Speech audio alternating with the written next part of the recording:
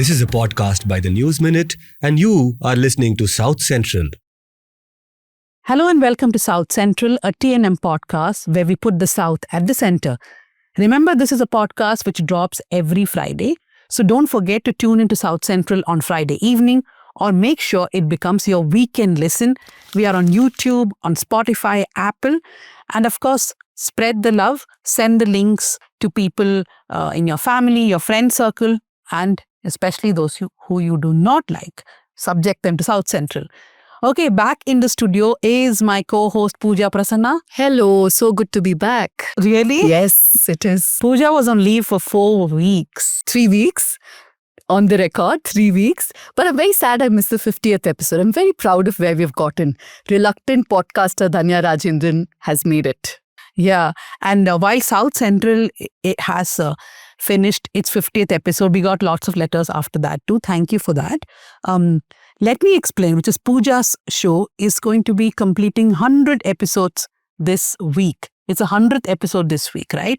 So thanks to all of you for your support, because you would have noticed in all the 100 episodes of Let Me Explain, there are no ads or no commercial messages. We are able to do this only because of support from folks like you. And for that, thank you very much. Congratulations, Pooja. I did not think I last so long. You know that. But yeah. So we would like to go on for another 100 episodes, At let's least. say. Yes. And for that, we need your support. Here's a QR code where you support Just Let Me Explain. So if you appreciate Pooja and her team, which is Megha Mugundan, Lakshmi Priya, Ajay, Nikhil and Dharani, then do click on this QR code. Let LME complete another 100 episodes with your help. Support and contribute whatever you can. In this episode, we explore why billionaire Sridhar Vembu's rant against vaccination is problematic. We also question why states like Andhra Pradesh, Karnataka, Gujarat, Maharashtra are opting to convert government hospitals and medical colleges into PPP projects. Now we go to the headlines. Okay, we'll start with something that happened a couple of days ago, that is the blast in Delhi. The first headline I want to talk about this is a news laundry one. Friends on a bike, pharmacists who left early, those who never came back home after Red Fort blast. Because more often than not, we forget the human element of things, right? This is a ground report from News Laundry. The link is there. Go check it out. For those who are not aware of the details of what happened, a massive blast struck Delhi on Monday evening around 6:52 when a slow-moving car that was supposedly stopped, it just blew up. This is near Red Fort. So far, 13 people have died. Dozens have been injured. And there are visuals from the ground that shows damaged cars and mangled bodies. There are CCTV footages also doing the round. Now, the union government on Wednesday called the explosion a heinous terror incident carried out by anti-national forces. Now, it has been established that this is a terror incident because there was some ambiguity on that. Some people saying that this was a foiled terror attempt. It could have been much bigger, but it was contained to this. I'm not going to get into that. But a couple of quick reports, Dhanya, from what other sources have reported so far. NDTV says that Dr. Umar Mohammed, who's also called Dr. Umar Nabi, has been identified as the man behind the Delhi blast, who was in contact with a Turkey-based handler codenamed Ukasa. This is what they've quoted, of course, attributing to sources. They've also said that investigators have taken 3 doctors from Faridabad's Al-Falah University, where Dr. Umar Mohammed also worked, and they've all been taken to custody. Now, Hindustan Times has reported that a DNA test has confirmed that the man behind the blast, the one I was talking about, who was behind the steering wheel of that car, was in fact Dr. Umar. Moving on to Tamil Nadu police refused to share data on extrajudicial killings and they cite work overload. This is an exclusive of the News Minute. We had filed an RTI request with the Tamil Nadu DGP's office after several incidents of custodial deaths and extrajudicial killings were reported across the state. And they've said that collecting and compiling such data would divert the regular work of this department and adversely affect day-to-day functioning. Yeah. I mean, I can't think of a more nonsensical excuse because first thing, the police department has a bureau which does do this data collection. like the NCRB, there is an SCRB which does this data collection, and it is very much documented. We have been doing this series on police excesses. So this was the closing story where we wanted more data. We had already written a story extensively about how the data which the Tamil Nadu police does not match with the actual deaths, both custodial and which is in jail and in lockup. Now the police saying that, oh, sorry, we are too busy to compile data is the most stupidest excuse I've ever heard. I hope the Information Commission takes note and cracks down. No, not only that, all these opposition parties, including the DMK, which have been saying that the BJP has killed the RTI, should ask its own departments, what the hell are you doing? Absolutely. Speaking of DMK ally and its allies staged demonstrations across Tamil Nadu opposing SIR. DMK President and the Chief Minister of Tamil Nadu, M.K. Stalin, has said that stopping the SIR remains our foremost duty. So DMK has gone to court. It has raised, I think, 60 to 65 grounds in the Supreme Court. The AIDMK has also gone to court supporting SIR. So those cases will come up. But like we have been telling everyone, it doesn't matter. The court will do its job. The cases will be heard. But you make sure that your name is on the voters list. You also may want to look at our power trip this time. We have something related to this. Moving on to Kerala. Kerala school faces protests for stopping student wearing black during Sabrimala Vratam. This kind of is a little bit of deja vu. We've seen protests across Karnataka for the longest time for not allowing young women to wear hijab. Now, while you were on leave, Pooja, we had a South Central on on a girl. See, Pooja was not even keeping tab. I watched. Yeah. No, so there was a girl in Kerala who was stopped from going to her school because she wore a hijab. And in that South Central, I think Shahina, a senior journalist from Kerala, asked the question, what happens if someone wears the black attire, which is for the Vradam or the observance of penance, austerity period during the Sabrimala season? And we all agreed that the uniform shouldn't be something which is so rigid that people cannot do diversions. But I want to just point out that the Hindu Aikyavedi apparently held a protest in Kerala. The same Hindu Aikyavedi will have a problem if a girl wears hijab and goes to school. So either these guys have to decide whether they are okay with all kinds of deviations of the uniform or not. We, of course, believe that the uniform cannot be so rigid that it disallows a student from coming to school itself. I understand why India has the uniform system. It is required because, parity, all of that gets hidden. But I feel that schools take it too seriously. And under discipline, under uniform, they go the extra mile and really suppress students. Indian students are very suppressed. And they keep changing. I mean, my school was many, many years ago, but I remember... Many years ago. Yeah, 1 year they said you have to plait your hair. Yeah. Then everybody had to grow their hair to plait it. Then next year that rule is not there. Also, if it's a certain length, you have to fold it. Why? Oh, I never had that much, never folded. Oh my God, it's tyranny, I'm sorry. Yeah. Kerala government informs centre or union government as we call it about PM Shri freeze. The CPI has been unhappy over the delay in formally conveying the front's decision to the centre. Yeah, so basically they had to go back on their PM Shri MOU because the CPI just put its foot down. It was a very bad call by the CPIM, I feel, to do it in the last minute, even though it was because of acute fund crunch. I think politically not a sound decision. Yeah. Especially when elections are coming up. Moving on to Karnataka, Dharmasthala case. Karnataka High Court vacates stay on probe, extends no harassment order. The petitioners in this, I think 4 petitioners, right, Dhanya? Mahesh Timurodi, Girish, a few others. Yeah. Vittal. They had sought the quashing of the FIR filed by the Dharmasthala police based on the complaint of Chinnaya, who was the whistleblower, as we called him, the man behind the mask, who had alleged that he had buried several bodies illegally at the behest of the temple administration in Dharmasthala. So basically, Girish, Mahesh, etc. were very supportive of the entire process of the FIR of Chinnaya. But now that Chinnaya seems to have gone back, they went to court saying that this FIR has to be quashed. They, of course, took a very technical ground. But I think there is a question to be asked here that if they had a problem with the FIR, why did they not file it earlier? Why do they have a problem now? Is it because they believe that they will also be now this whole skull, right? The skull which Chinnaya produced. I think the SIT has now found that all these people had links with that skull and the SIT was going to act against them, which is the reason why they seem to have gone to court now.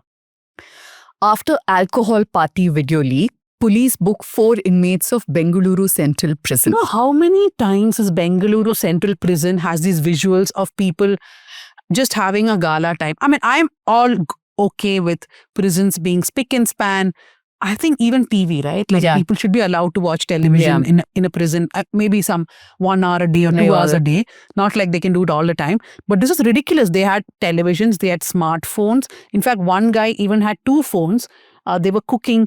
And who are these people? One is Zuhaib Hamid Shakil Manna, who's supposed to be an alleged ISIS recruiter. The other guy is Umesh Reddy, who has been sentenced to death once and then it was commuted. He's accused in over 18 cases of rape and murder. He has 2 Android phones and 1 keypad mobile. And then there is Tarun Raju. He was arrested in this gold smuggling case. So all of them having a good time.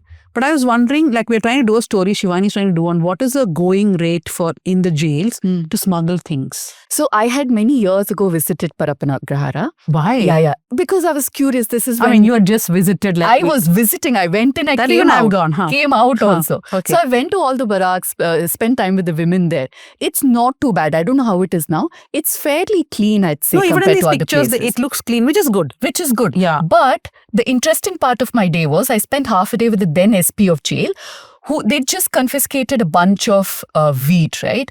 Ganja as it's called, how it comes in. They explain the whole thing. It's a very well-oiled machinery. And every cop there, I wouldn't say every cop, but a lot of cops are involved in bringing this inside. So they have to keep cracking down. Which is very obvious. Yeah. Telangana, 48.43% voter turnout in Telangana's Jubilee Hills by-election. Very high-profile, prestigious by-election. But only 48.43% people turned up. Symptomatic of all our urban centers. Quite a shame. Hydra faces 700 cases after saving 1,000 acres. In just 15 months since its inception, Hydra has become the target of nearly 700 legal cases, most of them filed by alleged encroachers and land grabbers challenging its demolition and anti-encroachment drives. So this is a Times of India story. Times of India says that Hydra is basically this agency by the Telangana government to look at encroachments and demolish them if necessary in Hyderabad. That the Commissioner Ranganath himself is facing 31 contempt petitions and Hydra has set up a legal unit with 9 lawyers. TTD Ghee Adulteration Rao, SIT remand reports says diaries used palm oil and chemicals. Yeah, we have to just note here that as of now, the remand report, which we have a copy of, does not mention any animal fat or tallow. There is one small mention which is of the earlier report and that had already been debunked by people. That report said that animal tallow is a possibility. So we did ask the TDP that, look, initially you all had said that it is animal tallow, but now they're saying it does not matter what material was used, but adulteration in such a pure laddu for the god cannot be, is not acceptable. But of course, there's one more round of that anger manufacturing going on. Last headline for the day, Jagan resorting to cheap politics over PPP model of developing medical colleges, says Andhra Health Minister. We're going to look at this in more detail, so we'll not discuss this too much. Yeah, so that's with the headlines for the week. Okay, so we're going to be discussing 2 topics today and touch upon the RSS Chief Mohan Bhagwat's comments on vegetarianism. But normally we have 2 separate guests for 2 topics. This time we have the same guest for both topics because both of them are experts on both these topics. The first is about anti-vaccine rant which billionaire Sridhar Vembu made on X recently. And we will talk about, the whole history of anti-vaccination movements and what is happening in India now, etc. The second, we will look at governments like Andhra Pradesh, Karnataka, and many others, in fact, looking for this PPP model, a private-public partnership of transforming government hospitals and medical colleges into PPP model, which is facing a lot of resistance. So joining us from Hyderabad is Dr PV Ramesh. He's come on South Central before. He studied MBBS from CMC Vellore, and while studying for MS General Surgery, he decided he has to study more and he joined IAS in 1985 of the Andhra Pradesh cadre. He has had 40 years of experience. He's worked with the government of Andhra Pradesh, the government of India, UNOPS, UNFPA, the World Bank. He's been the additional chief secretary and principal advisor of the chief minister of Andhra Pradesh. He's also been the principal secretary of medical and health. I'm not going to read the entire thing. It'll take me a long time. But welcome to South Central, Dr. Ramesh. Thank you. Thank you so much, and thanks for inviting me. Yeah, and sitting across us in the studio is someone who again has a long resume, which I've shortened, is Dr Sylvia Karpagam. Most of you must have seen, because she is that warrior on social media who's always saying that do not thrust vegetarianism on people unnecessarily. She's a public health doctor with more than 2 decades of experience. She has worked on health from a rights perspectives of communities, networks, as well as with human rights organizations. She has been associated with Amnesty India and International, PUCL, People's Health Movement, World Health Organization, and she's also part of Right to Health and Right to Nutrition campaigns.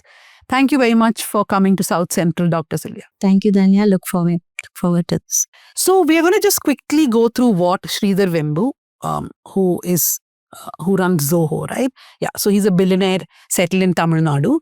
He suddenly went on this rant on X recently where he posted a report by something called McCullough Foundation. It was called The Detriments of Autism Spectrum Disorder. And Sridhar Vembu repeated something which has been debunked multiple times in the last few decades, that there is a connection between autism and vaccination. Now, this research was done by a bunch of doctors, including Andrew Wakefield, who is someone who lost his medical license in the 1998. After he did a similar study, then it was published in the Lancet, and it was discovered that the study was not scientific enough. The study was pulled down by Lancet. So it's come back again. So basically what this report argues is that child vaccination can be one of the reasons for autism, but it reaches this conclusion by twisting correlation into causation. And it also leans heavily on personal stories of parents. It has weak studies and brushes aside large scientific research. So a lot of people push back at Vembu, saying that please don't post such things, including Dr PV Ramesh. He was one of those people who went and said, Mr. Vembu, please delete this tweet. And Vembu is like, no chance I will. And then he doubles down, saying that I am a savior of those doctors who cannot speak up against these things, which is the same route which people take even in America, right? So yes, we do have a problem with multinational pharmaceutical companies thrusting certain vaccinations that are not necessary. We have a problem of big pharmaceutical companies doing clinical trials without informed consent from people. We have reported that multiple times here at the News Minute, but that's not the same as spreading and a fear about vaccination itself. So I'll come to you, Dr. Ramesh, first. Why did you feel that you have to reply to Vembu? Oh, thank you very much. And first and foremost, let me congratulate you for all the work that you're doing and then bringing to people a very progressive, neutral, objective information, which is so much needed in this country. That having been said, coming to vaccination, this has been a struggle of centuries. I mean, centuries of struggle of humanity against microbes, against viruses. And the biggest blessing that the science has bestowed on mankind, and that has saved millions of people across the world, has been the vaccination. I mean, no doubt there have been many other things, vector control, improved water and sanitation, the food safety. Beyond all this, I think one of the major things have been vaccination. And in our country, where the communicable disease burden continues to be high, I mean, today in this country, till 75% of the global burden of tuberculosis is in India. And 60 crore people every year get infected by various gastroenteritis infections. Lakhs of people die from infection. So several people, I mean, many of us who have gone through this process have been saved. I mean, we, our children, our colleagues, people who we know because of vaccination. And so it's so important to vaccinate, particularly when there is several areas which are inaccessible, and also the health services progressively have becoming weaker, not strong enough to deliver. Now, before a vaccine is introduced, it goes through a whole host of checks and balances, through a very rigorous scrutiny by international agencies, by national agencies, and it is not the doctor's choice that he chooses to give a particular vaccine. These are internationally mandated by the World Health Organization. These are nationally mandated. This has been laid down after great research, scrutiny, application, clinical trials. So the people who have a platform, who have an influence in this society by virtue of being billionaires, by virtue of having access to social media platforms, the mainstream platforms, can spread misinformation, dangerous misinformation that's really detrimental to the future of our children.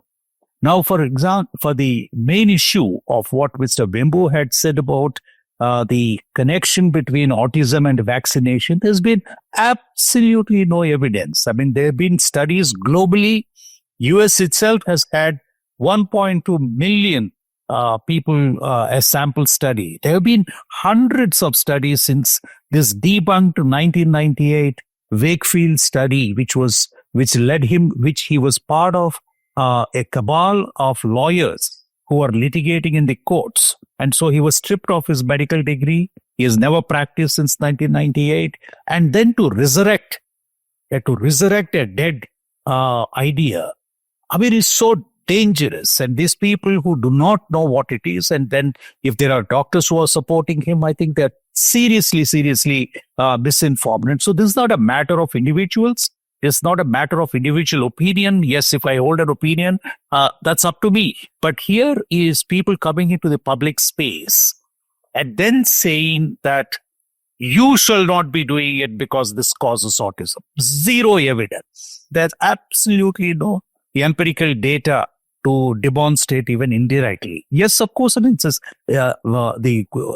autism and ASD is being recognized increasingly as a childhood neurodevelopment challenge. And, it needs a lot more investment, a lot more research, a lot more ideas as to how to manage this. People like Mr. Vembu, loaded with billions that they have, they must be investing this money in research instead of debunking and instead of spreading misinformation of the gains of science that has saved millions of lives. And we are seeing ourselves, I mean, we are witnessing in the US. I was in the US a few months ago, and the measles have re-emerged in several parts of the country. This is a clear demonstration. And we have recently had COVID. And the COVID globally would never have been controlled without the vaccination. And many million more people might have died. Crores of people would have died had it not been for the vaccine, and then develop the herd immunity. This whole idea of herd immunity is really a heartless, archaic idea. So I do believe that it was people like him and those who believe in him and those who tend to be misled by such archaic ideas ought to pause, think, and then really study what is the facts of the case. And do not spread misinformation. That's the bottom line. It's so important in our country where infectious disease burden continues to be high. And it is as recently as 2011 that we eliminated polio. It is as recently as 1977 that we eliminated smallpox. And all this would not have been possible without vaccination. Whereas several other diseases, mumps, measles, rubella, whooping cough, diphtheria, tetanus, they are still with us. So we just cannot afford to pause this march of science. And this has been proven. And then there were some people who were saying that these are the doctors, these are the pharmaceutical companies. Let me say two things about that. One is the doctors do not exercise this choice. This is not an arbitrary choice. These are choices. These are mandates that have been clearly established globally. Number one. Number two, the pharmaceutical companies, yes, of course, they manufacture. But then there's a global source of procurement, whether through Gavi, UNICEF, WHO. There are international organizations and then there are commitments, global commitments to keep the prices low. And India, we vaccinate our children, the universal immunization program, the vaccines are free. They're freely available to all children. And so I think we need to understand, keep it in a perspective. This is not a matter of individual ideas, right or wrong, but this is a matter of public health of 146 crore Indians and beyond. But let's not mistake this to be a careless comment. It was very deliberate. And if Mr. Vembu was not who he is, a billionaire and someone deeply entrenched with the right wing and the government, he would have probably been arrested now. We all grew up watching those advertisements, right, in Doordarshan and other, urging people. They had roped in celebrities to influence people, parents, to give vaccination, timely vaccination, not just give vaccination to their children. And here is somebody who is considered a thought leader, making a dangerous comment. He's trying to push a right-wing conservative narrative from the US. There has been a huge lobby in the United States working many, many decades, in fact, influencing policy there too, through senators and congressmen, pushing this fear psychosis against any kind of vaccine. We saw this playing out the best during COVID. In fact, we saw the contrast where in the US people are saying it's my right to not take a vaccine, and here people are trampling over each other trying to get vaccine. The contrast couldn't be more stark. And that's where my concern is, right? When you push something like that in the Indian context, where we are still struggling, our living conditions are still so dangerous. If you push this narrative and you manage to influence anybody, in US, it's dangerous. In India, it can be catastrophic. And Mr. Vembu needs to be put in place. He can't attack doctors on social media like we've seen, saying, you don't know anything, you're just a doctor, you're not an expert on everything. He's not an expert on anything he's talking about. But he had an excuse for that. He said, don't come at me saying that I am not a doctor. But I just last point, the paper that he's talking about, it is purportedly pushed by an anti-vaccine lobby. The previous, what we've been talking about, the Lancet report had 12 samples, exactly 12 children. Here, this is not peer-reviewed. It has all sorts of allegations about how inaccurate it is, how unscientific it is. Again, the same doctors who are discredited, a bunch of them have gotten together. This is clearly agenda-driven, and he's pushing it. Dr. Sylvia, see, my point is there can be skepticism about vaccines. I'm not saying that, I know the immunization program has important vaccines which nobody should skip. But then while advocating other vaccines, we can be skeptical. But there is a difference between skepticism and misinformation and disinformation, right? Yeah. I think this particular person, Sridhar Vembu, he has, I think it's an abuse of his power that he holds. And if he's making a statement, it has to be informed. It has to be well informed. He can raise criticism, but it should come from a place of doing research rather than, just pushing an agenda or pushing a narrative or just sensationalism or fear-mongering. I think a lot of people do that just for, it's more a self-promotion thing rather than a responsible statement which has been researched, which is based on facts. And it could be either, but one should also be aware of the consequences. Like if one is putting out something, like if you as a media channel is concerned about something, but obviously you do the research and then put it out, even if it's controversial, it's still important because you're coming from a place of going with the truth. And I think that way what he's done is extremely problematic. But having said that, and also if you look at the immunization program, like in India as students, as postgraduates, medical students, we have been very much part of the vaccination program. We've gone to villages and people have been very welcoming. They've wanted programs. They've said our village is not been covered, a child has not received vaccines. They take the effort to go. If it's not come to their village, then they take the effort to go to the taluk hospital or to the district hospital. So there is, I think, generally an uptake of vaccinations, which is quite good. And there are also like vaccines like rabies, which, if you don't take it and the person develops symptoms, there's 100% fatality rate. So, the kind of vaccines that we have been very life-saving.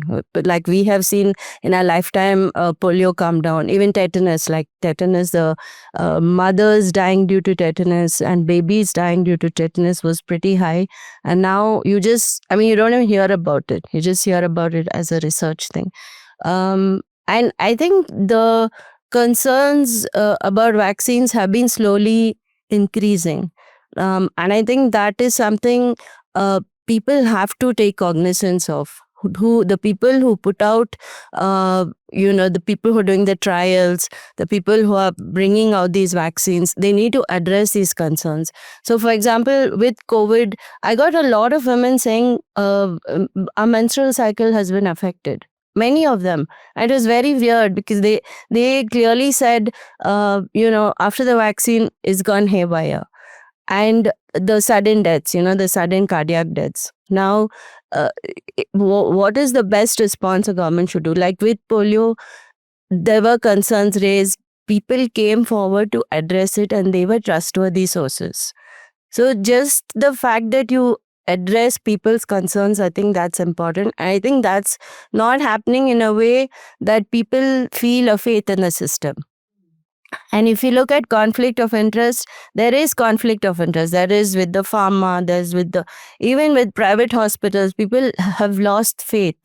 People have lost faith in government bodies. The WHO has billionaires investing in it. People are saying, are they actually putting out factual information? So from us trusting WHO wholeheartedly, as in, okay, WHO says it, that's the standard. There's no questioning it. To what's the reason they're saying, what's the motive they're saying, there has been a shift. And it's the same with our own government bodies. And that shift is not being addressed. The shift in people's perceptions, the conflicts that people have, the doubts that people have. So if someone is saying there is a problem, we need to address it. We need to have a reliable source, which people say, no, but this is our trusted source and we trust it. And, they saying it's okay or they saying it's not okay. Like there was actually researchers who put out side effects of the COVID vaccine based on their data, based on the vaccine manufacturer's data. And that was not allowed to be published. It was, they were made to withdraw it. So then, where is the faith in the system? So, of course, vaccines are good. Of course, they're life-saving. But there's also conflict of interest. There's also, multinationals who are involved. So, unless governments address people's concerns, and I don't know if we should call everyone as anti-vaxxers. There are people who are concerned. Like if I hear that a child is, or if someone's going to collapse or, have a serious side effect, I'd want information about it. But just a distinction, Dhanya, COVID was very new and the vaccines were developed in a hasty manner. Exactly. So there were criticisms and even scientific, criticism came forth. Can the same argument be applied to years and decades of research, say for polio and other such diseases? No, in this particular case, it's MMR also. Right? Also, which they're talking. That wasn't done hastily. Yeah. No, I think the differentiation here is that while there has to be healthy skepticism and questioning of how vaccines are thrust, medicines, not just vaccines, right? Any kinds of medicines, medical procedures. The problem here is using a discredited research to push a narrative. I think we have to make both that distinct. The intention seems to me malified. Yeah. No, absolutely. I agree that someone who, like him, I don't know him at all. No, we also don't know, so it's fine. But to use a space to push for a certain agenda or narrative, I think that's extremely problematic. If he really was concerned, then he would have done the research or he would have looked at it more objectively. This doesn't look very objective. He could have said there is more research needed or there's more data needed, which I think is a fair concern. But to therefore say don't take vaccines, I think that is it's not someone who's informed. Clearly, he's driven by an agenda. No, so Pooja, I'll come to Dr. Ramesh, but just a quick point. Pooja was mentioning about how there's a right-wing thrust in the US also, which we have seen for many years. In the US, it's been happening for decades.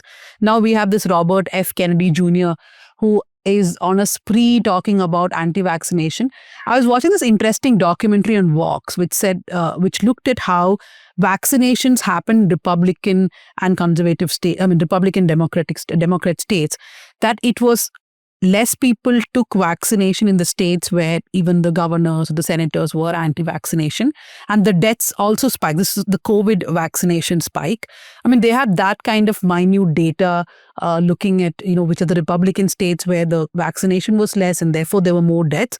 And recently, I think Trump went on this rant saying Tylenol, which is a paracetamol in the US, that if mothers take it, children can have autism. And then Robert F. Kennedy Jr. just climbed down saying that, oh, there is no direct relationship. So the US, over years, we have seen even major politicians doing this kind of direct anti-vaccination pitches.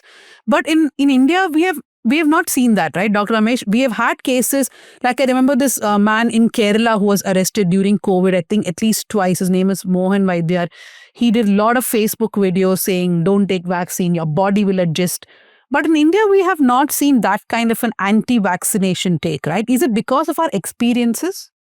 In India, we still are in the midst of sweeping communicable disease challenge. I mean, our burden of disease, many of us fall ill. We have a direct experience of what it is like to contract infections, whether it is vector-borne, whether it's food-borne, airborne, all types of diseases. It's quite a sizable disease burden that affects us. So we do experience, and then we see that people who are vaccinated are less likely to be impacted by these ailments. So I think that is one of the reasons why there's been a growing confidence. I mean, let's not mix up COVID with this, because that stands on a different footing. There was a pandemic that was global, that had very short time during which one had to really bring back the world economy and the life back to normal. So coming back, I think in India, we have not seen this type of vaccine skepticism or hesitancy.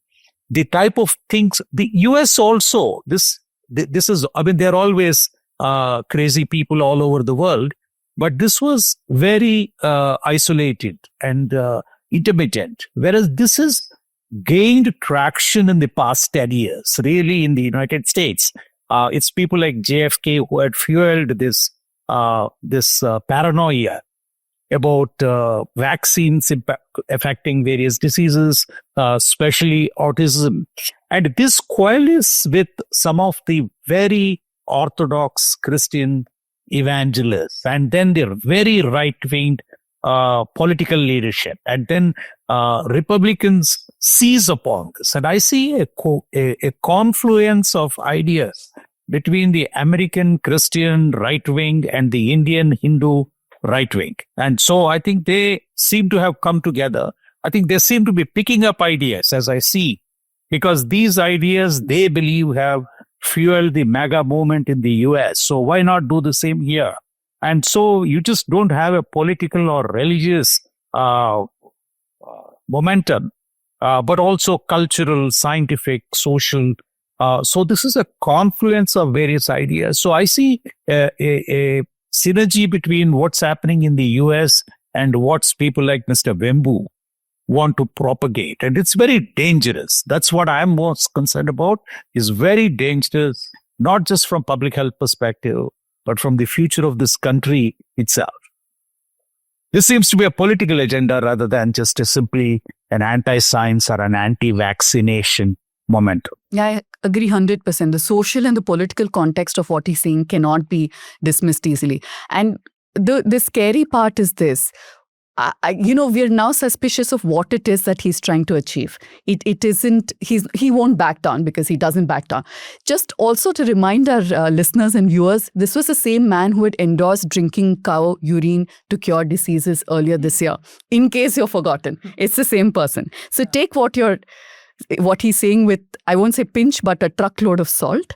No, so I was just thinking that during our reporting in the last few years, there have been instances in India too where this anti-vaccination or skepticism of vaccination, and that cuts across religions. Like, for example, for a long time, there have been reports on how in Malappuram, which is a high Muslim population in Kerala, there is overall low vaccination because people are against vaccination, and the Kerala consecutive governments have had intervention programs there, right? I think there's even recent research showing that so for some time it becomes all right, then it goes down. There was in fact a measles outbreak in that district a few years ago because of this problem against vaccination. Like I mentioned earlier, Mohan and Vaidyar was one person arrested. Jacob Vadakanjeri was another anti-vaccine person in Kerala. So it cuts across. There are religious influences, political influences, all kinds of things happening. In Karnataka, do you remember like any, in Tamil Nadu also a few years ago, there was this whole movement which is social media driven, like concerned mothers and, saying, should we give the Vax vaccine? But have you seen any kind of resistance here? Or in any other states that you have been? In Karnataka, we've seen with the polio vaccine. I think there were deaths that happened, and then people were refusing to take the, like what we call the mop-up round of the vaccine. But I think that was handled well, in the sense people came forward, people who with some influence, leaders, or like you said, people in the media, people like even film stars, I think, came forward and kind of talked. And I think overall we had the coverage that was required. There was also the human papilloma virus, the HPV vaccine, which there were trials done, I think in the Andhra, Telangana area, and it was done like by a Bill and Melinda Gates Foundation. Again, there were deaths there, and there were fact findings. In fact, I think the government also intervened and they had to put a stop to that particular trial. So there are clinical trials which people have had concerns about the way it's been conducted. For instance, has informed consent been taken? By informed, we mean actually being given proper information about what the effect is, what are the possible not so serious side effects. Like most of the vaccines might give you a mild fever or a rash, which can be managed with a paracetamol. But there may be more serious ones where you're told that in case, like I had a child who, we gave a diphtheria vaccine, and I saw the child just collapse. And I didn't know, I hadn't been trained.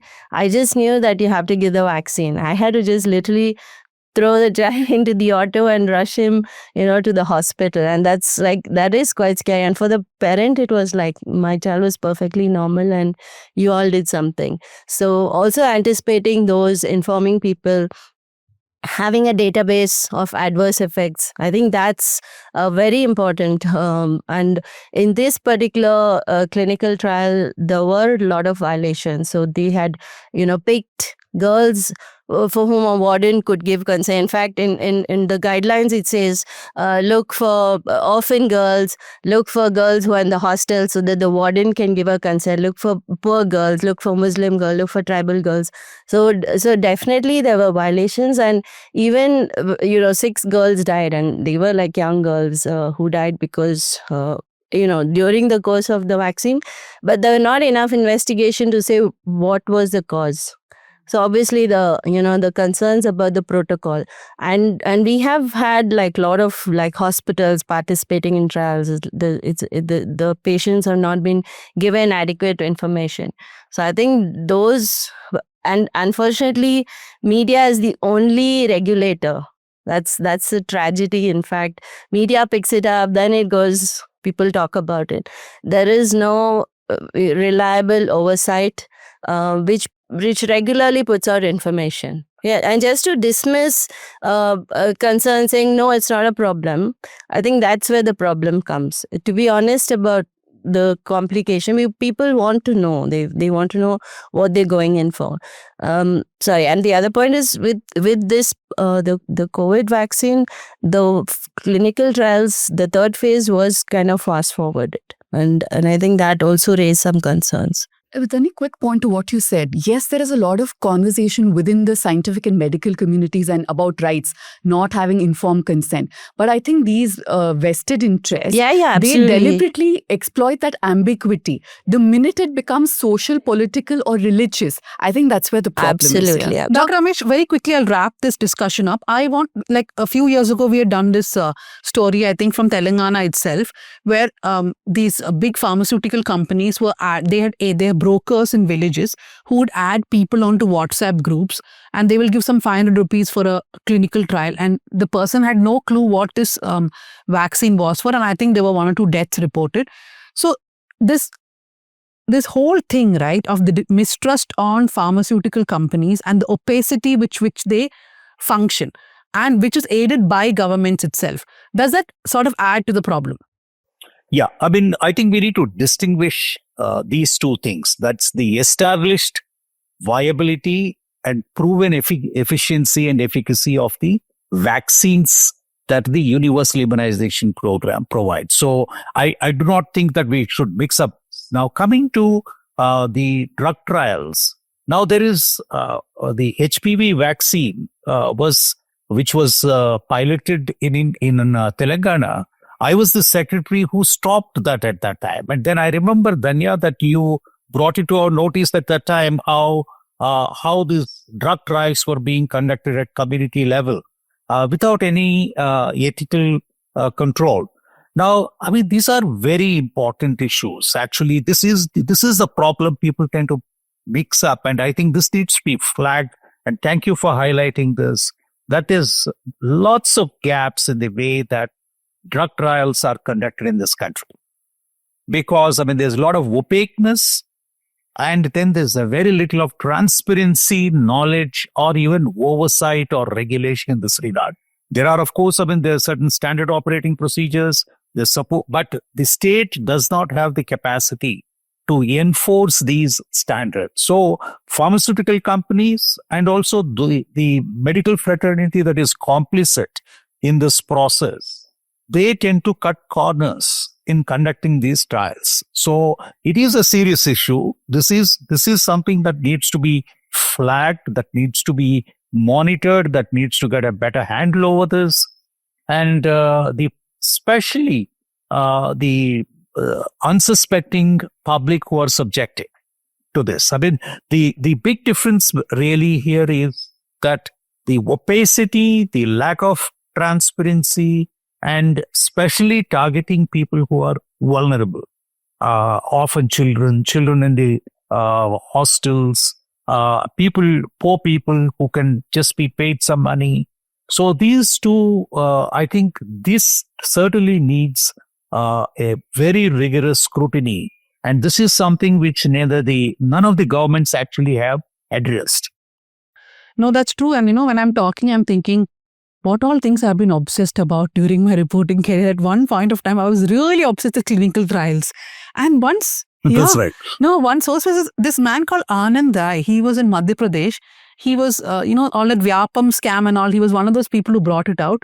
And then recently I called him. He's joined the BRS in the BRS started in other states, right? Expansion. Yeah, so people have had confusing careers. Now, I will touch upon the next topic also, which both of you are very well aware of. This is an effort by various governments, including Andhra Pradesh, Karnataka, I think Jharkhand, Maharashtra. There have been protests in Madhya Pradesh and Gujarat also. Now, the whole point is these governments are trying to convert government medical colleges into PPP models. So what happens is that a private partner will have a lot of stake in both the medical college and the government hospital. So now the governments are saying that this is because the Niti Aayog in its guiding principles since 2019 has been pushing for this, but that's not exactly true because Niti Aayog says it is practically not possible for central or state government to bridge the gaps in the medical education with their limited resources and finances. So this one line is being used by various state governments cutting across parties to ensure that there is a PPP model. Certain states apparently have stayed away from this, and that includes Kerala and Tamil Nadu, which have said that they will not bring the PPP model. That can also change, we never know. But as of now, they have stuck onto that. So, Dr. Ramesh, you have given this interview I was watching where you were strongly telling Chief Minister Chandrababu Naidu that he should not go for this PPP model. There is an ongoing fight between Jagan and Naidu, where Naidu saying that, look, you're making a big problem while you could not establish the 17 medical colleges. He had announced 17 medical colleges when Jagan was the chief minister, and only 7 were partially or fully constructed. So Naidu saying when we are not able to do it, why not bring a private partner? There are a number of things here. Let me unpack one after the other. First and foremost, what's the role of the government? Why do we have in democracy? Why do we have elected governments? the governments ought to be responsible not just for the safety and security of the citizens. It also ought to ensure that the citizens are provided with essential public goods. Now, in our country, we've never been able to define what are those public goods. Now, let's look at the entire universe of the developed world, Europe, US. And after the Second World War, one of those fundamental commitments that these countries have made is that you've got to invest in your human resources.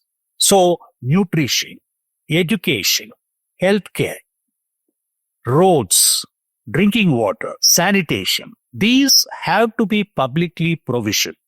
Now, if you read the Beveridge Committee report that gave rise to the the NHS, National Health Service of United Kingdom, you would understand how important the role of the state is in terms of providing these common goods. Now, in our own country, the Article 21 says that right to life is a fundamental right.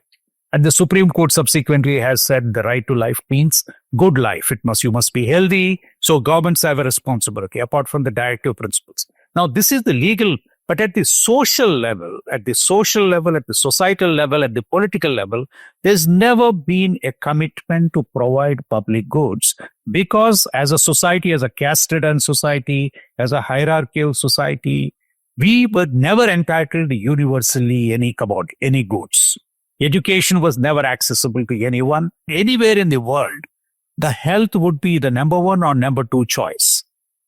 Whereas in our country, the health doesn't even figure somewhere in the corner in the manifesto. So there's been no social commitment, there's been no political commitment, there's been no clarity what the public goods are. Now, let us step back and just look at what's happening in the developed world.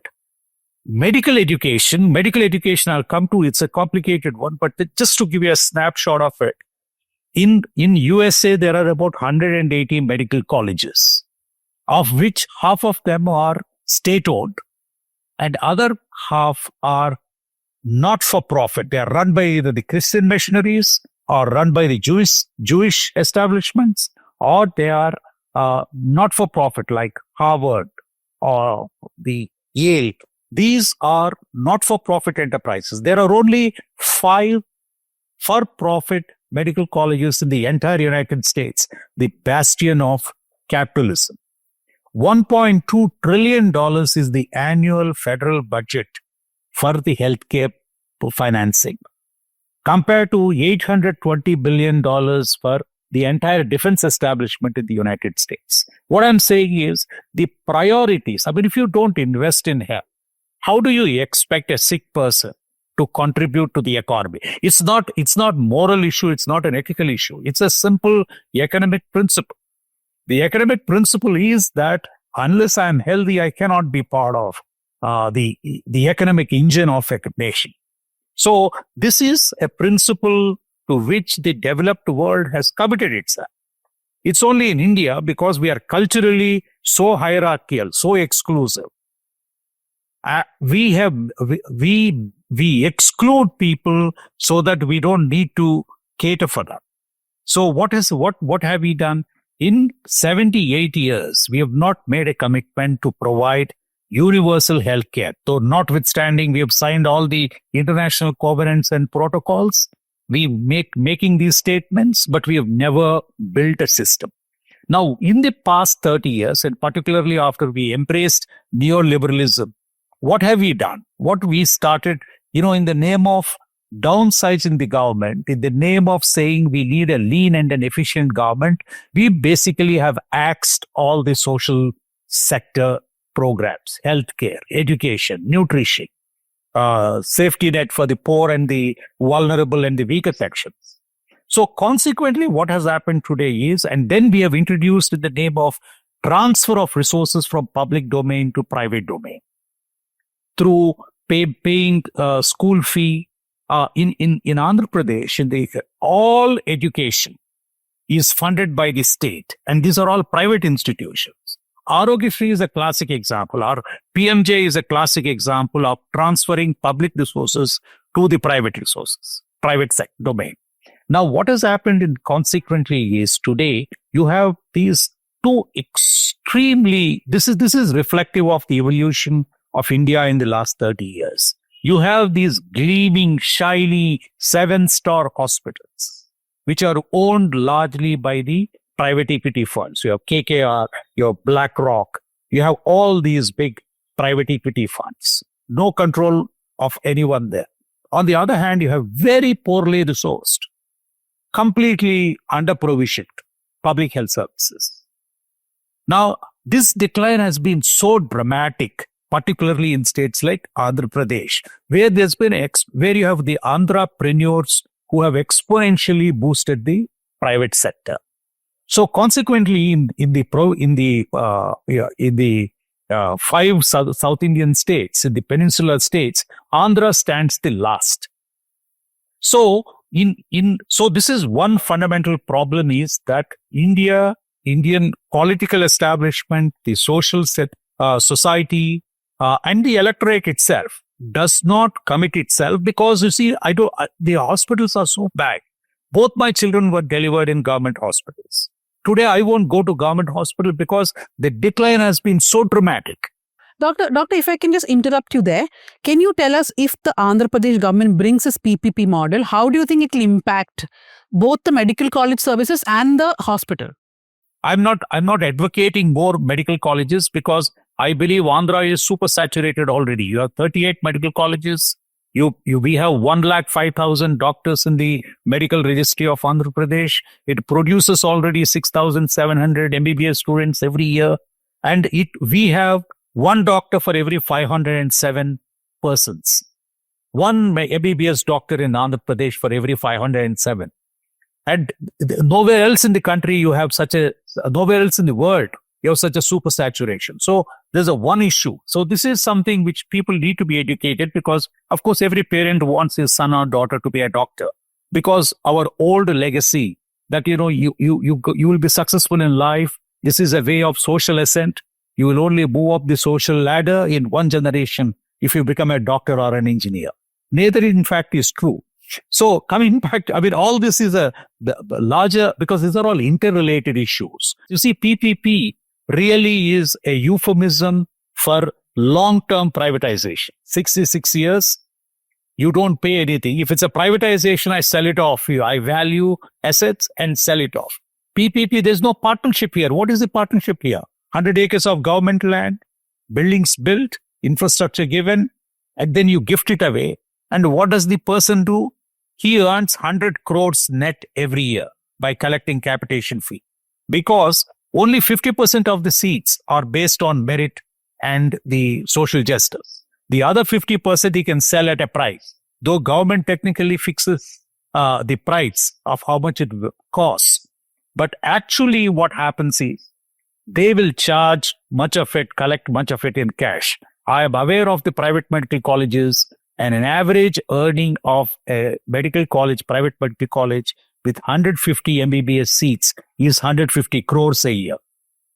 Now, this is the type of a business that you want to fuel for 66 years. 66 years. So you're denying what? You're denying merit. You're denying social justice, because 50% have to be reserved for SC, ST, OBC and the EBC. So social justice is sacrificed. Merit is sacrificed. If you take 10 medical colleges, 200 seats, MBBS seats, that is 2,000. 2,000 means 1,000 merit seats. If you privatize it, it is down to 500. So 500 merit seats gone. Then another 500 seats that are reserved for SC, ST, OBC, EBC gone. More important is the staff. In a medical college, you have about 2,000 people, all working together, nurses, paramedical, support staff, doctors, faculty. So faculty may be about 200, but the rest may be, 2,000. So 10 medical colleges, you have 20,000. Same thing applies here. 10,000 meritorious recruitment gone. Because there is nothing applies there. Neither merit applies. You go to any private medical college, it is the people, friends, relatives, and the caste people of those who own these medical colleges. Now, this is a reprehensibly negative public policy. This needs to be opposed as a principle. Principle based on equity, principle based on justice, principle based on law, principle based on merit. There is absolutely no justification for the PPP, a government transferring its resources to the private sector. Actually, I mean, there is actually, in 2015, if you remember, there was a committee set up by Ms. Kelkar, the former finance secretary, to study PPP and make recommendations for reactivation. And there's a chapter on healthcare. He suggests that, I mean, he actually recounts some of this and says that the PPP needs to be very carefully done in the social sector, particularly in the health sector. And global experiences, if you read the literature, and some literature comes from Latin America, the participation of the governments of the public sector has been with not-for-profits, not with the for-profit sector. Let me conclude also by saying in the United States, which is again, this epitome of capitalism, 55% of all health delivery institutions, hospitals, are owned by not-for-profit institutions. So it's important for us to go back and see that there is a big difference for profit. For profit is driven solely by profit motive. No ethics, no morals, no values, no merit, no principles. Quick points, if I may. I was completely mesmerized by all the points that You want to start a medical college? No, I just feel more outraged, but that's like a permanent state of affairs. But what is the priority of the state? Andhra is a cash-strapped state, but is your priority to beautify very small pockets of the state, put up large statues, or is it to provide the basics? And I hold the Indian voter responsible. I don't think there has been a single election held in 78 years based on these things. It's on, even in a manifesto, it's just lip service. Second point, let's not overlook the fact that in southern India, perhaps barring Kerala, the other 5 states, the politicians, a large number of them, majority Tamil Nadu of them. also. Tamil Nadu, I said Kerala, barring Kerala, all of them have colleges and medical colleges and hospitals. So, the fact is that this is another way of lining their own pockets, either directly or through proxies, and that's something we cannot overlook. Yeah, okay. There it's not barring Tamil Nadu. So I want to come to you. In the Karnataka also, we have been seeing protests. There have been protests in Vijaypura, in Dakshina Kannada, Tumkuru, because people are saying that in the 2025-26 budget, the Karnataka government has said that they will move certain government hospitals to the PPP model. Many people have gone and met the health minister, Dinesh Gundrao, because he was once against it. Now he's for it. There is one immediate concern is that how will costs go up, right? Because though Andhra Pradesh government and Karnataka are promising that no, the free beds will still be there, subsidized bills will still be there, there's no guarantee of that. I completely agree with Dr. Ramesh on many of his points. I think that, health as a human right, I think that has somewhere been lost in all of this. And Karnataka has been the laboratory for privatization. It starts here and then it's used as a model. Whether it succeeds or fails, irrespective of that, it's projected as a good model. For example, the Planning Commission said that at the primary healthcare level and also at the tertiary level, there are good models from Karnataka. But actually, both of those models have failed. You have the whole handing over of primary health centers to Karna Trust, which is a NGO. And even the government itself, from its own reports, had to withdraw that scheme because it was such a huge failure. You also had in Raichur a well-functioning hospital being handed over to private players, and within a few years the whole system was dysfunctional. The staff were unhappy, patients were unhappy, BPL card patients were not receiving the care that they were supposed to receive. Data was mismanaged, there was fudging of data, and that became the model for PPP. And it is actually a model with all rights for the private player and zero accountability. And now we have like you said, in Bijapura, we have the Sarkari Vaidyakiya College Sthapane Horata Samiti, meaning they're opposing the medical college and handing over of the district hospital to a private player. And they have been, on an indefinite protest for, since September 9th. And some of us had also visited the health minister and raised concerns. And ironically, one of the ministers, not him, but one of the ministers said, if there are protests, then we're not going to do it. So, that shows how much they're actually putting a headspace or thinking through. These are serious decisions by the government. And the last 2-3 days we've been in, Uttara Kannada. And it's very distressing actually to see what people are going through just to access basic services. So there's been, I'm sure you know about it, a child who was bitten by a snake in the Anganwadi. And, the distress for the family and for the community to go from hospital to hospital, not being able to access the anti-snake venom and, the child dying. And this is happening on a large scale. And we've also seen with the NFHS, the coverage of insurance itself is very low. And there are a lot of documented issues with even the health insurance model, like he said, is a privatization. It's a process of privatization because bringing in empaneled hospitals, private hospitals, which actually don't have accountability. So you're basically routing public funds into the private sector. And with these medical colleges, I myself have got calls, and many of my friends have got calls from private medical colleges saying, just give us your certificates. You don't have to come. Just give us your certificate, we'll give you money. Or come 3 times a year for the inspections, the MCI inspection. At that time it was MCI. And we'll give you money. And I had my own friends saying, if you welcome to the real world. And life is not all black and white, it's all gray. And someone even said, just take it and give it to charity. So, what are these students who go into these medical colleges going to learn? In fact, patients also hired during the inspections. They say, yeah, Chenak treatment got through, or they give us good treatment. And they actually been paid during inspections to be lying there as patients. Like that Munna by MBBS. It is actually happening. But then you have the district hospital, which is such an important unit. It's the hub of tertiary care and secondary to tertiary care. So you have the primary health center, then you have the community health center, you have the taluk hospital, and then you have the district hospital, and that's the system of referral. And many of the district hospitals, there was a time when they were very functional. People didn't need to go beyond the district because the district hospital is providing all the services. And now it's become dysfunctional. And what we see increasingly is that if you want to bring in a private player, you need to destroy the public health system parallelly.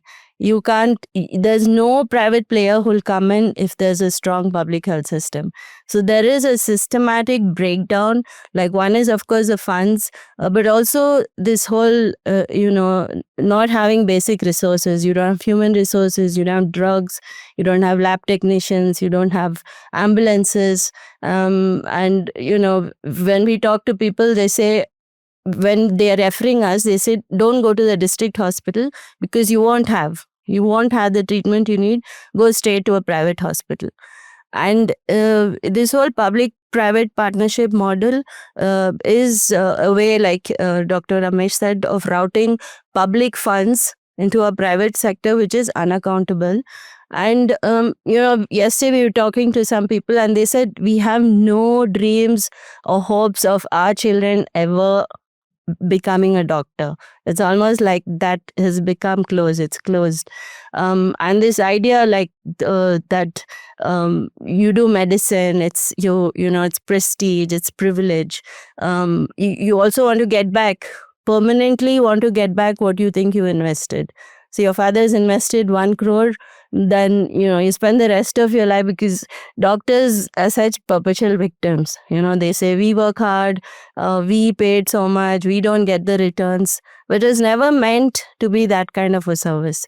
There's also a lot of routing of government doctors to the private sector, including charitable hospital doctors. Like when Narayana Hridayalaya came up, doctors moved en masse from, say, St. John's and from Jaydeva into this system. So then these systems automatically become less functional. So in Karnataka, there are at least 8 districts which have been identified for this PPP model, and protests are happening in many of these districts. Protests have happened in Madhya Pradesh. There are protests in Gujarat. Andhra Pradesh, I don't know if the protests are there, but Maharashtra, Jharkhand are all states where people are fighting. For a lot of us, perhaps you, me, we are not those people who are going to government hospitals. A lot of people who listen Anybody who can afford would never want to go to, that's a sad state of. No, like Dr. Sylvia was saying, there is a breakdown of the public services, right? Instead of the government putting any money in these hospitals, you're breaking down these hospitals and then saying, oh, sorry, we can't manage. The Niti Aayog conveniently says that governments cannot manage this with an idea that means you can bring in private players. And 10 years down the line, 20 years down the line, what are these hospitals going to become? What are these medical colleges going to become? Are we going to make health tech completely inaccessible for our poor people? I mean, for those listening to this, whatever small number it is for each of us to protest. It is not just for the poorer sections of society to protest. It is for every person to protest, because healthcare is something that good healthcare is something the state must guarantee to all its citizens. And there cannot be an excuse of privatization. I mean, I know there are a lot of people who believe that privatization is the key to development itself, whether it's in building roads, infrastructure, but that cannot be applied to healthcare or to medical education, as both, I guess, have been pointing out. So what is the government's role that makes me think, what is the government there for? If you want to farm out every single one of your responsibility, then why are you elected? What are you sitting there for? Instead of admitting your failure and having to pay for it, they just find ways of making more money. Okay, so the discussions went on for quite a long time, but I had to touch upon Mohan Bhagwat's comment on vegetarianism because Dr. Sylvia is in the studio. So he said recently in Bengaluru that vegetarianism must be projected in government policies. He also agreed that a lot of Hindus are non-vegetarians. They eat meat. So he said, first, we have to treat this if possible. So this call by the RSS chief of vegetarianism in our policies, don't we have enough push already of vegetarianism in our policies? I mean, same like Sridhar Vembu, I think this is very irresponsible, because these are people who have positions of power. And it's absolute abuse of that power, because these kind of statements have nutritional consequences. They also have social, political, economic implications, and there are people whose livelihoods have been affected, who've been targeted, who've been lynched, who've been attacked by mobs, because of these kind of statements. And India, first of all, India is only 20% self-identify as vegetarian, and most of them consume animal source food. So technically, they are not vegetarian, because milk or dairy doesn't come from a plant or tree. It is, it is still an animal source food, and that's important because those who are well off, there is the rich vegetarianism and there's a cheap vegetarianism. You have the rich who have access to nuts and fruits and paneer and cheese and curd and, berries, and, they have all kinds of things that they can consume. And what you push on the poor is cheap vegetarianism, which only has cereals, literally. And, it's very obscene that in a country where children are stunted, 30% children are not reaching their heights that they're supposed to reach, and a similar percentage is not having the weights that they're supposed to have. It's if you go and see a midday meal in the schools, they say Sattvic food. which is again comes from the similar ideology, which says, which criminalizes nutritious foods. All nutrient-dense foods is criminalized. And this doesn't come from science, because we all know as doctors, we've studied that the importance of proteins, important vitamins and fats and minerals and multiple other nutrients which come from animal source foods, which come from diverse foods, and for children to not be given eggs, because they say eggs are the menstrual discharge of the hen. And they say that animal source food, What? Sorry. eggs are the menstrual discharge of the hens. So, but doesn't No, the, no, no, doesn't don't the get chick into come logic. out of the egg? Do not get into logic. It's irrational. Then they also say that, people who eat meat are, they have more of kama, like lust. They have lustful thoughts. Children, they say children don't concentrate in schools because they have lustful thoughts. And that's the reason. It's not real hunger, it's fake hunger. So it's so unethical for them, for a child who's not eaten breakfast and to come, who also has anemia. Incidentally, we also have about 60 to 65% anemia, which also causes poor concentration. And if they are children from marginalized communities, they're also forced to drop out because of all these stereotypes. So for someone like him to make statements like that, I think it just shows how callous people are. And like, even Dr. Mohan was saying, the whole caste-driven society. Dr. Ramesh, sorry. So the whole system caters to just a few. In fact, the research in India clearly says what people traditionally eat, the foods that they eat is good.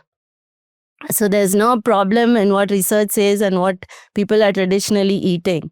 It's only the people in the middle. It's the doctors, it's the researchers, it's the bureaucrats, and people like Mohan Bhagwat who are pushing for this narrative of vegetarianism. And it's not even the kind of vegetarianism that they consume. It's like cheap and very, very nutrient poor. In India, I think it's probably the only country in the world where it is enforced vegetarianism and also ideological vegetarianism. It doesn't come from... Pooja said she I will am not one. talk a lot during this episode because she's a vegetarian. No, so I want to share my experience. Many people, out of respect, ask me, is it okay when I'm at the same table? Is it okay for me to eat meat? I have never asked anyone, is it okay, can I eat my vegetarian food? So this purity that is attached You with kill the vegetable and yet you're eating in front of me. Exactly. So that thing where, we all see the pure veg restaurant. It's not enough to be a veg restaurant. So that sense of meat being a product of violence, product of impurity, and also it in a sense also is denying people of affordable nutrition, like you said. Right? So it's multi-layered in India. Just want to make... No, I think in this context, I just want to make 2 points. I've traveled across Asia, in several countries, and in Africa, in Middle East. These are all developing nations, and I used to manage projects in some of the poorest locations. I've never seen the level of stunting, malnutrition that we see in our country. And all this, look at this, 1/3 of our children are suboptimal in their weight and height and for per age. 50% of women and children are anemic. This is solely on account of the food taboos that people carry and are reinforced continuously. You never see this level of deprivation. In poorer countries much, much poorer than in India, the level of stunting, the retardation, never see. Number one. Number two, you go to any of the Southeast Asian countries, East Asian countries, look at the level of hygiene. The most popular restaurants are the street vendors, street restaurants. And in our own country, you eat anywhere, you have a 50% chance of contracting gastroenteritis or some other worse diseases. So we have 2 problems. One is the food taboos have virtually killed us. Second is the hygiene. I wish somebody like Mohan Bhagwat, who has the platform, who has the reach, who runs the biggest NGO in this country, and also the ideological leader, ought to address these things about the balanced diet, about food hygiene, instead of talking about converting people, this is food conversion. Food conversion. But And by is the way, that an biggest- NGO that he runs? I don't know just what want it to is. say it's the RSS biggest event. unregistered Yeah. NGO of the world. Mohan But Bhagwat is said it? I thought it's a cultural organization No, or no. a charitable organization. this time he said it's a body of individuals. Best. Yeah. Okay, so we'll quickly go to the recommendations of the week. Last time you had some 7 books. This time I will allow you maximum 2, Dr. Ramesh. I read so many, not so many I'm reading at the same time. They're very interesting books. But then there are 2 books I just completed this week. And then I just want to recommend this. This is by Believer's Dilemma by Abhishek Chaudhary. Believer's Dilemma by Abhishek Chaudhary. Abhishek has done an extensive research. He's written in a great style. It covers the life, not just the life story of A.B. Vajpayee from 1977 to 2018, but much more important is that he has woven the rise of Hindu right with so eloquently and so seamlessly. And without Vajpayee, I mean, in a way, there was a book on Obama called by David Remnick, the New Yorker editor, called The Bridge. I mean, he really says he's the bridge between, races, between generations. But I really believe that Vajpayee forms the bridge that made Modi possible. Perhaps 2014 would not have been possible without 1998. So this is one book which is a quick read. It can be done quickly. The second one is much more interesting. It's a book by U.R. Ananthamurthy, The Para. Now, 40 years ago, the film, I didn't know that it was written by Ananthamurthy. The Para was a case study for us in the IAS Academy. This was 40 years ago. So there was a discussion, and then I had a direct experience much later working in Mehboob but this is, I read the novel only now because I didn't know that it was actually by Ananthamurthy. When I was searching back, what were the books of Ananthamurthy I missed? And I found this book. It's translated by Chandan Gowda, published in 2016 in English. And it's much more nuanced than the movie. The movie itself was very good. And it's a story of a protagonist is a idealistic collector in the midst of drought in a politically complex situation. So it's very morally ambivalent, ideologically ambivalent. It's a very interesting book. I recommend both the movie and the book. Okay. Dr. Sylvia? I recently saw a movie, The Bison Kalamadan. So I would definitely recommend that people watch it. It's a true life story. It's made by Mari Selvaraj. And I found it very powerful. I found the music also powerful. And of course, there are controversies which I came to know about later. Also, the book by Hugo Goringe, which is what I read recently, Panthers in Parliament. It kind of gave me an overview of the politics in Tamil Nadu, which I always found quite confusing. And it kind of gave an understanding of Dalit politics, and also now I have to read more about other states. But yeah, it was very informative for me. Okay, I've just gotten back to reading. 4 weeks didn't read much, but I've just picked up this book by Peggy Mohan called Father Tongue Motherland. That's one book I would recommend. But I also have a movie recommendation in keeping with what I usually do. It's a movie that I watched on a flight called Bank of Dave. A little flippant, but it gave me hope. I think so. It's a small community that comes together to fight against big corporations in England. It's a small village in the northern part of England that successfully establishes a bank that serves the community. Very, very warm, endearing movie. Feel go good. watch it. Yeah. So Believer's Dilemma, I would also recommend. It's a really nice book. And I was actually noting in one of the previous episodes, one of the first links that Abhishek gives in the book was an article written by Leena Raghunath on Asim Anand, which Leena was our former co-host of South Central.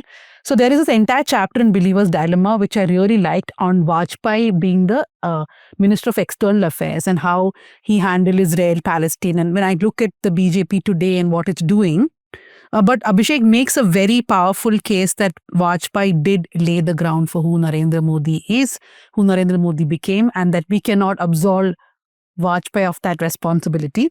I want to recommend one more video. I actually sent it to Dr. Ramesh yesterday. It's this YouTube channel called Dr. Mike. He has this face which is very, like, as if it's AI, AI done. But I think, very generic. yeah, it's a real face. So there's this video he's done called Doctor Reacts to RFK Jr.'s Health Claims. Very systematic fact check of Robert F. Kennedy Jr.'s claims. Very nicely done. It's called Dr. Mike. So it is a real person, not AI. Yeah, but just at his face, like, my face would never look like this. I don't know. His face looks very AI made, no? Yeah, go see what she. He's gonna, maybe somebody said this to him and he'll do a video about how his face is not AI made. Yeah. So, Calling out Dhanya, Rajesh. yeah. So thank you very much, Dr. Ramesh and Dr. Sylvia. Before you all leave. Thank you. Thank you so much. You all remember it is 100th episodes of Let Me Explain show by Pooja. So click on the QR code and contribute to Pooja's show. So we can do 100 more. Also see the video that we've put out, the entire team behind LME. I'm sure you're sick of seeing just my face, but these are the people who actually make it happen. Megha's in the studio with me, Lakshmi Priya, Ajay, Bhuvan, and of course, Nikhil, who barely speaks, but we managed to get one line out of him. Yeah. So thank you very much for listening to South Central. Remember, a new episode drops every Friday.